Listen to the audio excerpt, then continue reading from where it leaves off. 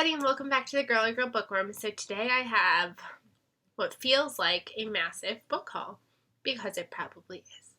So I've got books from a variety of ways, and I'm just going to get started. So I've got a couple books that were kind of left over from April that I forgot to include in my other April book haul because I think I filmed it before I purchased these. So these are books that I bought during the Independent Bookstore Day. So Independent Bookstore Day was back at the end of April, and I decided to go to one of my local independent bookstores and check it out. So it's actually not very local. I had to drive like a half an hour, but we're just going to go with it. So I ended up getting two books, one for me, one for Sydney, and then they had kind of like this mystery bag where you got to choose a mystery bag that kind of had like a one-word thing on it. You were able to choose it. I don't know if I'm going to end up reading the ones that I got, but I will show them to you. So the book that I got for myself was Hamnet by Maggie O'Farrell. This is a book that I feel like I've been seeing everybody really raving about lately. I really wanted the pretty like blue cover, but this one was a signed copy. The bookstore that I went to was also just doing street. They hadn't really reopened back to the public yet. So basically, it was what they had there, or you could ask if they had something, but I was like, I'm not going to do that. So this was on the table, so I grabbed it. This is a story about, I want to say it's about Shakespeare and Shakespeare's son, potentially. I don't really know, but like I said, I've been seeing it everywhere, and people are 5-starring this like crazy, so I saw it, and I had to pick it up. Then the book that I grabbed for Sydney, just because it's fun, I ended up grabbing her Lady Pancake and Sir French Toast, Mission Defrostable by Josh Funk. I actually follow him on Twitter. I don't have a Twitter for my work, but I don't know. I've never actually read one of his books, and I saw this one. I just was like, this is really sweet. I probably won't give it to her for a while just because she'll rip the pages out. But it looked super cute, and I decided it's supporting local businesses, so I'm going to do it. The two books that I got for free, this one said historical fiction, and then I think it said something about, like, racial tension or something like that. I don't really remember what it said. I had a feeling I thought I knew what it was, and then I opened it, and it definitely was not it. And it is Cape Fear Rising by Philip Gerard. I have no idea. This book feels big. It feels dense. It's over 400 pages. I just feel like this is going to be more governmental than I thought it was going to be. I don't know. And it says that it was published in 2019, but I feel like when I looked it up, it was like this was already its second printing of it, and I don't think it did well the first time. Oh yeah, this is the 25th anniversary edition. I don't know. You let me know. I've never heard of it, so you tell me. And then the other one I got was The Only Child by Mie Xiao. I feel like I remember when this one came out. Like, I feel like I remember seeing this one. It says, you're following a criminal psychologist who's discovered shocking and possibly dangerous connections between a serial killer and her stepdaughter. So of the two, this is the one that I'd probably keep and read. But I don't know. Let me know. This one came out February of 2020, so let me know. Then, this month, I've had some weirdness. I was trying to slow myself down from buying books, which you're not going to be able to tell looking at this, but I was trying to slow myself down. So I told myself, like, okay, like, you need to read 5 books before you can purchase anything else. So I did you could buy 3 when you finish 5, which I accomplished. And then I had you could buy 4 when you read 10, which I accomplished. So I've got 7 books because of that. I've since kind of tried to say, like, I need to read, like, 20, but I haven't written out an official list of keeping track of this one, so I probably am not fully doing this one, but these are the books that I bought because I finished my, like, mini book buying bans. So I grabbed Close Quarters by Candy Steiner. I've already read this one, already enjoyed it. I was supposed to read this one as a Kindle book, trying to, like, save money, but I have an entire Candy Steiner collection. We all knew I was going to buy this eventually. So I bought it, I read it, I loved it. So we've got this one. This one is following a girl. She is sending her boyfriend off. He's supposed to be going as a deckhand on this very much luxury yacht through the Mediterranean. The man who owns this boat sees her and has her kind of come on as their on-call photographer, and it is their romance, and it's steamy. Then I got The Arrangement by Kristen Magdalene. I was expecting this one to be a bit longer. It's actually super short, so I probably will read it sooner rather than later. But I've been seeing so many good things about this author that I felt like she could be a new favorite. This is a thriller novel. I believe that this man and this woman have this arrangement where they're okay having like open relationships. That they date someone new each week, but then they never discuss what happens on the date. And then soon enough, it says, rules are broken, which turns terrible mistakes into unspeakable consequences. I don't know what that means, but I want to find out. Then I grabbed Meet Me in Paradise by Libby Hubsher. This just seemed like the perfect book to read this summer. It just reminded me of Shipped, which I haven't read yet, but and The Float Plan, which I read and loved. So I just felt like this would be something that I would really like to read this summer. So I grabbed this one. I don't fully know what it's about. I'm kind of going into it blindly. I have a feeling it's going to be slightly sad, but I'm okay with that. Then I grabbed East Coast Girls by Carrie Kletter. This is a thriller novel, I believe. I think it's about these friends. They're really good childhood friends. They like how to keep each other's secrets. And then it's like now, like years later, they're coming together. And I believe their secrets and things are about to just explode. I think like something happens after graduation. I don't know. It says 12 years have passed since that fateful incident. I don't know. I'm excited to find out. And again, this looks just like the perfect summer read. Then I grabbed Hanukkah Carries On by Uzma Jalaluddin. My plan was to actually read this in May because I was going to do a like secret TBR vlog, and then the vlog is just flopping, so it's not going to end up being read this month, but that's okay.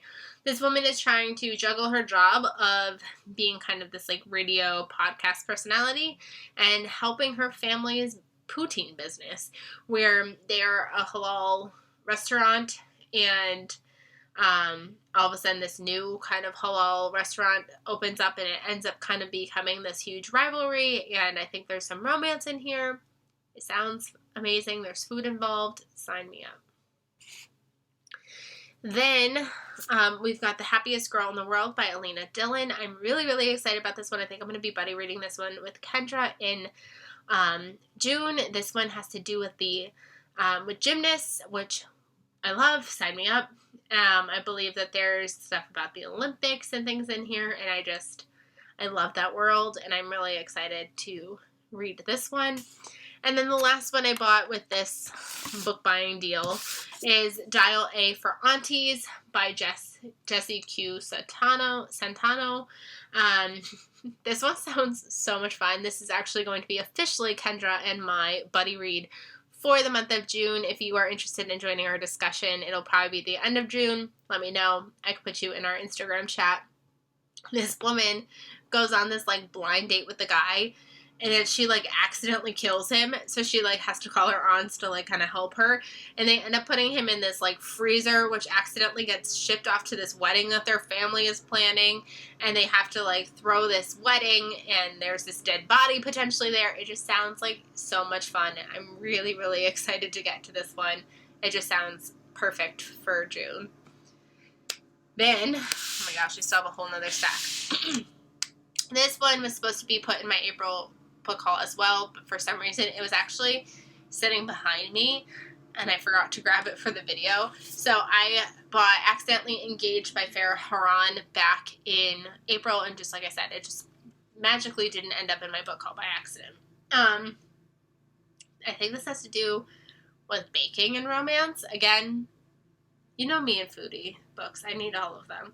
I believe that she's a baker, and then her parents are trying to set her up for marriage, and she's like, no, actually, I'm engaged to some other guy, and fake engagement ensues, romance ensues. I don't know. I'm excited. It just sounds perfect. And then I took part in Shelby's Random Act of Kindness giveaway, where you just kind of put your name in that you were in, and people can buy something off your wish list, and you buy something off somebody else's wish list. And somebody purchased me The Secret Bridesmaid by Katie Burchall. This one kind of reminded me of Kevin Hart's movie The Wedding Ringer. We're following this woman, and I think this takes place in the UK. She's kind of like, you can rent her to be your bridesmaid. And so she's like this professional bridesmaid, and she's supposed to be going to this like amazing, gorgeous wedding. And then they kind of tell her, like, somebody is supposed, the bride is like a complete diva or something like that, and makes it really inconvenient. And she's interested in the older brother, and I don't know. It sounds amazing. Catherine McGee quoted the top. I think she quoted 2 of the books that I got this month on top. And you know me, I love the American Royal series. I love her 1000th Floor series. So if she's blurbing it, it's got to be good, right? So I'm excited for this one. Then I have a book that a friend sent me from Instagram, and it's The Island by C.L. Taylor. I really liked The Sleep by C.L. Taylor. And this one just sounded completely up my alley. It said 7 days, 6 teenagers, 1 deadly secret. Who will escape the island? So again, Agatha Christie, and then there were none vibes. So Janelle was reading this, and I kept being like, what do you think? What do you think? And she kept being like, it's okay. Like, it's okay. And then she even gave it 3 stars, but then she knew that it definitely sounded like all my buzzwords, so she offered to send it to me. So I was like, thank you so much. So I'm excited to give this one a shot. Maybe this summer. Then I won a Goodreads giveaway, which is amazing. I've won 2 this year, which is funny because when I first started my channel, I was winning Goodreads giveaways all the time, and then I just like won nothing. And then this year I've won 2, so I'm really excited. I won 3 Single Wives by Gina LaManna, and she is the same author who wrote Pretty Guilty Wives. Is that what it was called? I just read it. You would think I would know. Yeah, Pretty Guilty Women. So I read Pretty Guilty Women back in April, and I really, really enjoyed it. So I'm really excited to have this one in my hands. I don't know what it's about. I'm assuming, okay, so it says, these girls arrive at book club. None of them are plotting to kill. But when the subject of a philandering husband arises, revenge is in the air, and by the end of the night, someone is dead. Ooh. That sounds really fun. I'm excited. Then, technically, I won a book from the Black Author Readathon, and it didn't show up, so I reached out to Steph, and I said, hey, Steph, like, I didn't get this book. Any idea? Like, it's okay. Like, I just wanted to, like, make sure you knew that I didn't receive it. And so she decided to send me a gift card in exchange since the book never made it to me. I actually didn't like the sounds of the book that I won, unfortunately, so I was kind of like, okay. So I ended up putting the gift card towards books that I would be kind of interested in reading, and I wanted to try new authors. So I put it towards these 2 books. I paid for like a book and a half when it came down to it. So I ended up getting Rafe by Rebecca Witherspoon, because during the Black Author Readathon, everybody was reading this one, and everyone was obsessed with it. I believe it's about a male nanny, which is really cool. So, like I said, during the Black Author Readathon, people could not get enough of this one, so I was like, got a gift card from the Black Author Readathon. Maybe I'll read this one. And then I also got Kindred by Octavia E. Butler. Again, this is another one that I felt like everybody was reading during the Black Author Readathon, so I felt like both of these were like good choices to do. This one follows a woman, and I believe she ends up like accidentally going back in time, and she keeps going back in time to save this white man's life, and she doesn't know why. So sounds really good. I'm excited. Then I received 2 books from Minotaur this month to review for you guys. I received The Guilt Trip by Sandy Jones. I'm really excited. You know me, I love Sandy Jones' writing. So I'm excited to see what she has to offer us. But this one comes out in August, and I don't know what it's about. It says 6 friends, and they're going to Portugal for the weekend. I'm assuming someone's going to die, so I'm excited to have this one in my hands. And then the other one they sent me, I must have asked for this one, because I know for a fact I asked for this one. I don't remember asking for this one, and that is The Missing Hours by Julia Dahl. This appears to be a young adult novel. I could be wrong. But it says that this person seems to have it all: a trust fund, thousands of Instagram followers, and a spot in NYU's freshman class. But what starts as a promising school year ends in one terrible drunken night. Her memory hazy, she cuts herself off from her family, seeks solace in a new friendship, and disappears. I don't know, but it sounds good, so I'll end up reading this one. This one comes out in September. So thank you, Minotaur. Then let's get on to my pre-orders. I had 4 pre-orders this month. I went a little crazy. That's okay. So I got The Guncle by Stephen Rowley. This one sounds so good. It reminds me of Raising Helen. I'm probably like dating myself really hard with that one. But this is following a man, and he is just living his life. He's gay. He's just out and living his life, right? I forgot what he does. He lives in Palm Springs. And then he finds out that something happens to his brother or his sister, and now he is responsible for their children. And so now he kind of has to step in as dad and figure out what that's going to be like for him. And again, I love this cover. It looks fantastic. It looks summery. Definitely reading it this summer. And I'll let you know more when I get there. Then I pre-ordered Tokyo Ever After by Emiko Jean. I really was hoping to get to it this month. I didn't get to it, but maybe in June. We'll see.